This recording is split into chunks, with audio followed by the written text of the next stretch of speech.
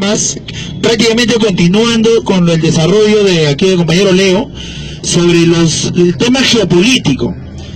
En el campo geopolítico, amigo, se vive un imperialismo hegemónico. ¿En qué consiste? Que un solo país controla a todo el planeta. Uno solo va a tener prácticamente la decisión que ellos tomen, y el resto va a tener que someterse política, económicamente, militarmente, comercialmente. Entonces, esta superpotencia es Estados Unidos, ¿no? Entonces, de acuerdo a lo que ellos indican mediante el Fondo Monetario, mediante el despliegue de su armamento o mediante el uso del dólar como divisa de curso mundial, ellos dan las órdenes. Entonces, de la aparición o de crecimiento de una China industrial comercial, entonces se ha fortalecido la China, y eso incomoda al imperialismo, a Estados Unidos. De la llegada del presidente Vladimir Putin a Rusia, él retomó la industria bélica, la industria de la Unión Soviética, que era un coloso militar, y empezó a modernizar su equipamiento militar, ¿no? Entonces eso también incomodó a la superpotencia. Entonces, en el mundo se busca eso, que todos los países sean sumisos, y aquellos países que no son sumisos, el imperio va a aplicar mecanismos para aniquilarlos o destruirlos, y no necesariamente es de la vía militar.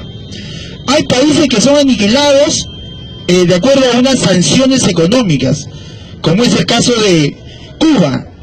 Se le aplicó una sanción económica que le impide lograr un gran desarrollo y lo tienen ahí, aniquilándose.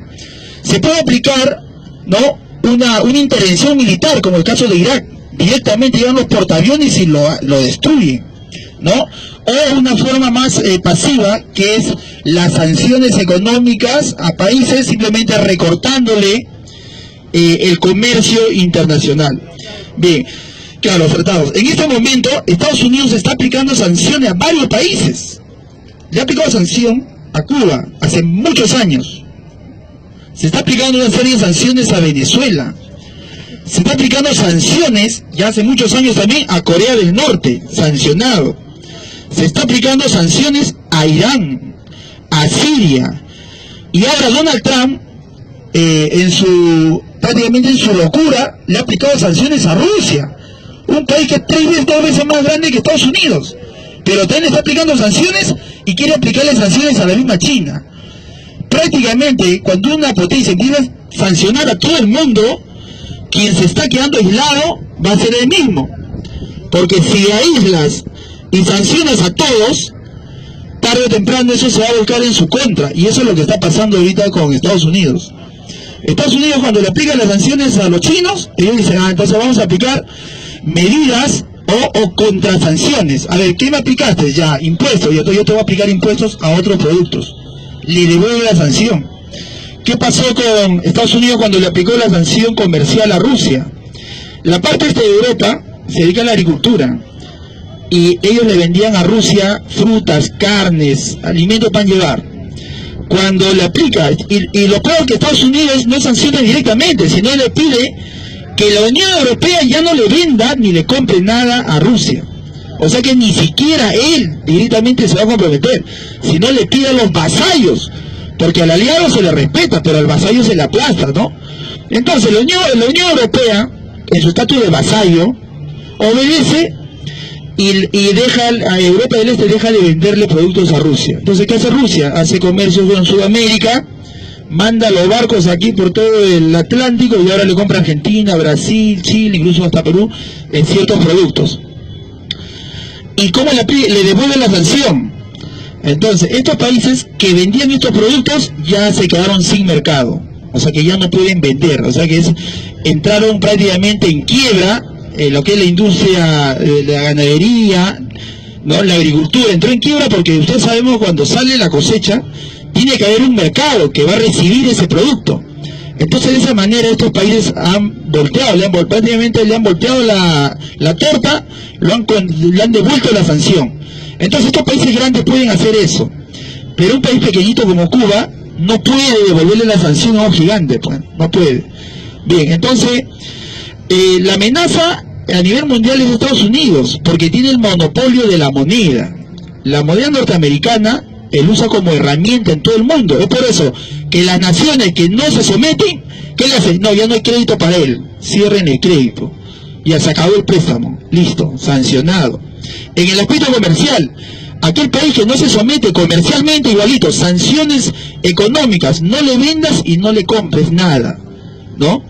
Y la última vía, la vía militar, ¿no? Estados Unidos, amigo, tiene una docena de portaaviones, grupos de portaaviones, ¿no? O sea que son unos megabarcos que tienen hasta cerca de 100 aviones en alta mar.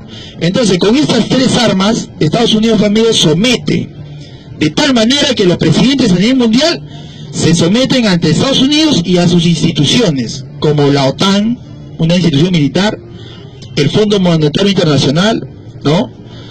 La OMC, Organización Mundial del Comercio. Entonces ellos lo controlan todo. Pero amigo, eso lleva a un mundo injusto, ¿no? Porque cuando le das demasiado poder a un solo grupo, a un solo país, tarde o temprano este país va a aplicar la tiranía, que es el abuso contra otras naciones. Estados Unidos ha tenido prácticamente licencia para matar después de los 90. Después de los 90 Estados Unidos hizo lo que quiso en el mundo. Invadió Irak, invadió Afganistán, aplica ataques Palestina, Siria, hace lo que quieras. Antes de los 90 existía el otro bloque, la Unión Soviética, el bloque socialista. Pero ahí la Unión Soviética fue un gigante militar también, con mucha influencia. Pero como en los 90 quebró la Unión Soviética, cayó por su propio peso, Estados Unidos, en vez de llevar un mundo de paz, porque ya no estaba pues su contendor, ¿no? El que le amenazaba. Entonces ya para qué tenía que armarse tanto. Pero al revés, empezó a desplegar las más de 800 bases militares en todo el mundo. Entonces Estados Unidos siempre se quejaba que la Unión Soviética era su amenaza, porque la Unión Soviética tenía la capacidad de pulverizar en tiempo récord a Estados Unidos, lo desaparecía. Entonces en ese tiempo se hablaba de la Guerra Fría y la destrucción mutua asegurada. Ni la Unión Soviética podría salir ganando de un conflicto con Estados Unidos, ni Estados Unidos podría salir ganando. Entonces ellos hablaban, si entramos en guerra, el planeta podría desaparecer 16 veces. O sea que 16 veces se podían, es como destruir 16 planetas Tierra. El equipamiento militar era tan grande que Estados Unidos pues no tenía la capacidad de atacar a la Unión Soviética, ¿no? Entonces cuando cayó la Unión Soviética, los soviéticos replegaron sus armamentos, prácticamente destruyeron todo su avance tecnológico, pero en vez de respetar a un país ya pacifista, ¿qué hizo Estados Unidos?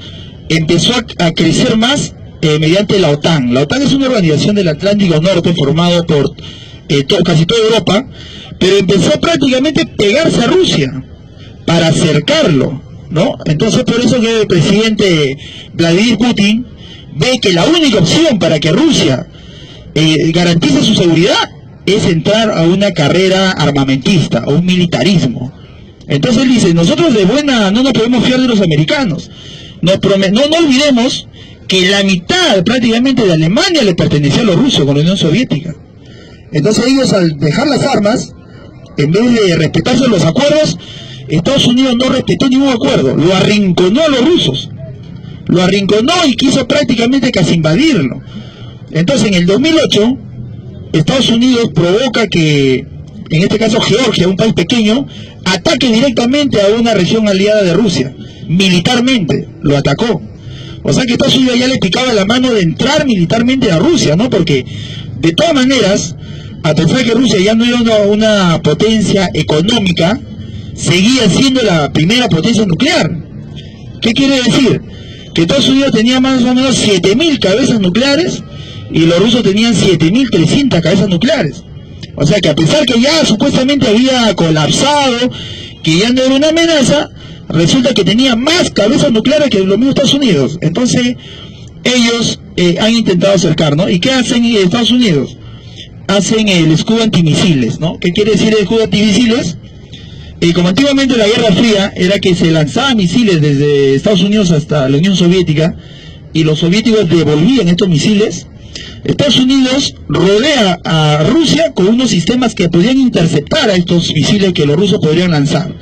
De tal manera que cuando Estados Unidos en algún momento atacase a Rusia, Rusia cuando quería responder iban a ser interceptados todos sus misiles. y prácticamente iba a quedar como único ganador Estados Unidos, ¿no? Entonces prácticamente seguía aprovechando su ventaja, ¿no? Entonces los rusos tienen una avanzada tecnología, a pesar que no vemos carros rusos, como un compañero puede decir, ¿por qué no hacen licuadoras? El avance científico de los rusos va más allá. Ellos licuadoras lo pueden hacer, pues, pero no se dedican mucho al comercio. Ellos están más dedicados en la energía y la industria militar.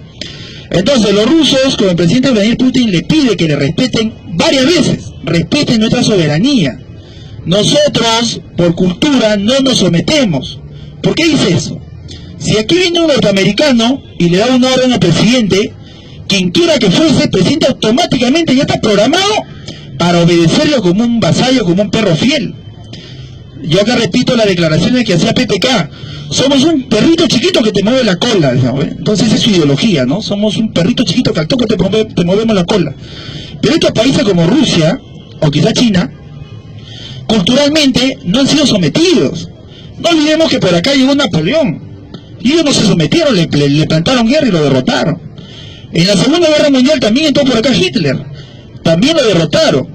Y este imperialismo hegemónico que quiere englobar a todo el planeta, ellos culturalmente no lo pueden aceptar, porque nunca han sido sometidos ni se someten a otra potencia. Pero ellos tampoco dicen, nosotros no queremos invadir, no queremos someter, no queremos violar a otras naciones, pedimos que respeten la soberanía.